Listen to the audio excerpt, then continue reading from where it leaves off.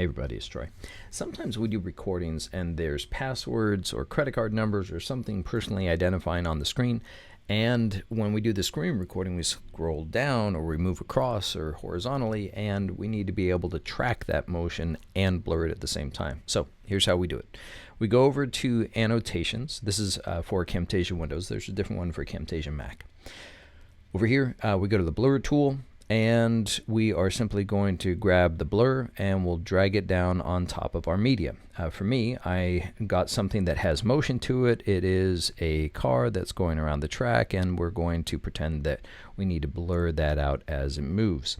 I'm going to put the blur on. Well, I actually got pretty lucky there. Let's say it's got to be on screen that long till the end, and it's going to show up.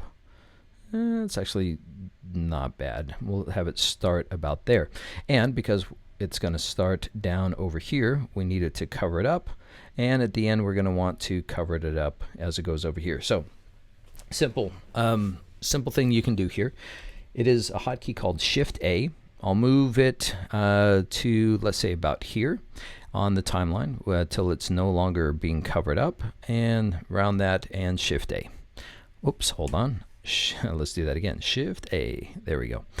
So now I can move this a little bit, and I can also make it a different size. So it starts over here and it goes. Now we move it a little bit further, and Shift A one more time, and I move this up thereabouts.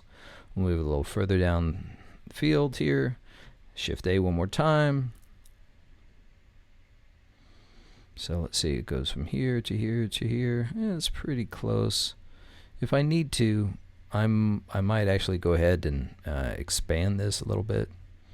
So let's see how that goes. Yeah, that actually works. Okay, and going one more time, Shift A, we'll move it to over here, and then finally, I believe it's going to go off screen, and whoops, got to do Shift A one last time.